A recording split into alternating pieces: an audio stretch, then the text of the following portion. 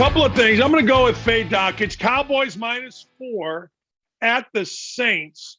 Total is 47.5. Now, if Drew Brees were playing for the Saints, I'd take the over on the total. But he's not playing. So you know what? I am not taking over on the total. Taysom Hill is playing. I'm going to take the Cowboys in this one. I know it's on the road, and I know that everybody tells me that Sean Payton is the greatest coach in the history of the world. That's fine. But I'm going to take the Cowboys. I'm going to give you 4.5. If I can get that down to 3, my toes would be tapping a little bit. But I'll take the 4.5. Or excuse me, I'll give you the 4.5. I just don't think the Saints are very good. I think they're beat up. Look, if Jameis Winston was quarterbacking, I might go with the Saints on this. But he's not. So you got to go with the Cowboys. I'm not even a Cowboy fan. Cowboys give me gas, if you want to know the truth. They make my ass tired. I'm tired of hearing about Dak Prescott. I'm tired of listening to the morning shows telling me every day it's the Cowboys and the Jets. Jeez. I get a headache from that. That's why I'm wearing a hat. I got bright lights. And it gave me a headache because every morning it's the Cowboys. Every morning it's the Jets. All right.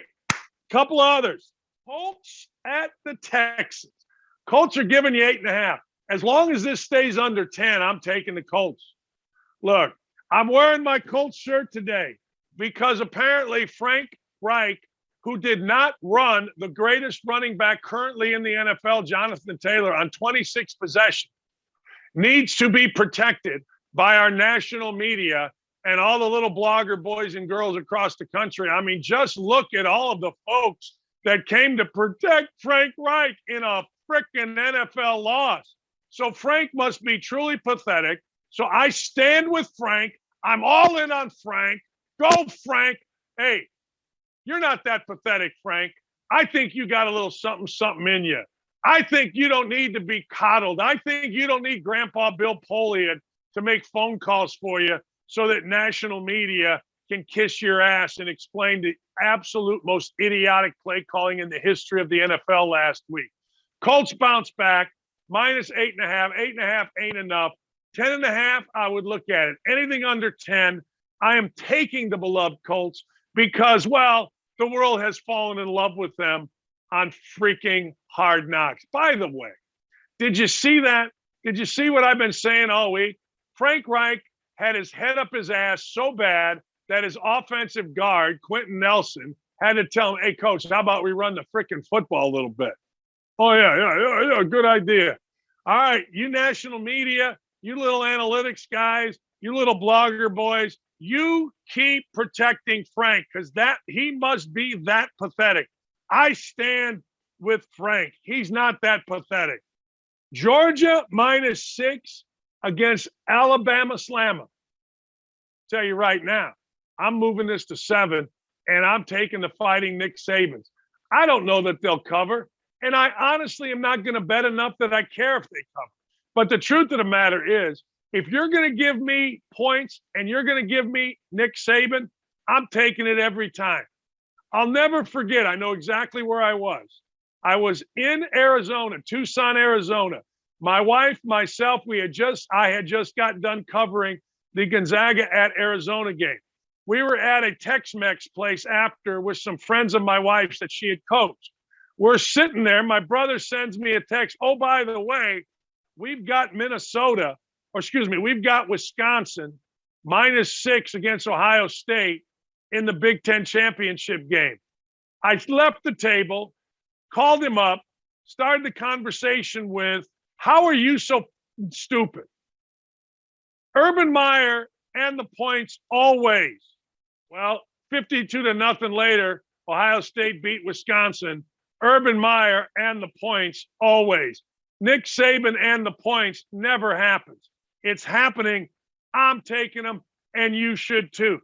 Out of general principle, like Larry David and Curb, out of spite. My God. Michigan -11 against Iowa. All right.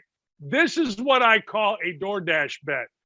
I'm betting everything I got on Iowa. I'll take the 11. In fact, I'm not so sure that Iowa doesn't win this game outright. I'm not so sure that the Hawkeyes, those beer-swilling, beautiful people that infest our city about once every 10 years for the Big Ten championship game, I'm not so sure that Iowa doesn't beat Michigan straight up.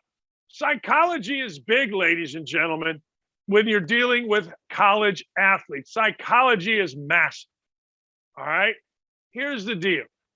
We're climbing, we're getting our ass beat. We got to walk around campus and everybody kind of under-eyes you or side-eyes you as a Michigan football player. Why? Because you haven't beaten Ohio State. So finally, people can look you in the eye. Great job. Instead of side-eyeing you like, I really don't want to talk to that football player. And you talk out of the side of your mouth to your guy, go, hey, that's Joey Bag of Donuts over there, running back. They can't beat Ohio State. Let's go the other way. Now everybody wants you to invite you to the frat party. Now, the season's not over. You got to regroup all this energy. Of course you're playing for a lot. Of course you're playing for more than just a Big Ten title. Of course you're playing for the 2 seed in the tournament. You got so much to play for. And human nature says there's going to be a little bit of a letdown. I'm not saying that Iowa wins it for sure. I think it's going to be a hell of a game. And I'll take Iowa and 11 today, tomorrow, the next day. Oklahoma State -5.5. I got to go to the beard on this one. Those of you that watch this show, you know I go to the beard. It's like Jack Donaghy in 30 Rock holding a glass of scotch and staring outside. He goes like this, though. I don't know if you can see my hand. Well, when I go to the beard, that means we're doing some thinking. And I'm not sure about this game. I like Oklahoma State.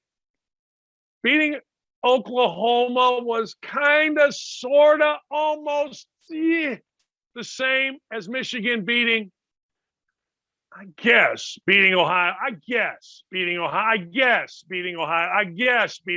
State. But I don't think it is, and I don't think Baylor's nearly as good as Iowa. I'm going to take the over in this.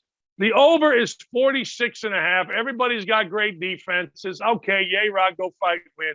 But it feels like whenever it's a Big 12 championship game, and I don't have stats behind me, so let me back it up. It feels like whenever it's a Big 12 basketball game or football game, it feels like, I don't know, it feels like the score is going to be both teams in the 30s, and the last person to have the football is going to win the game.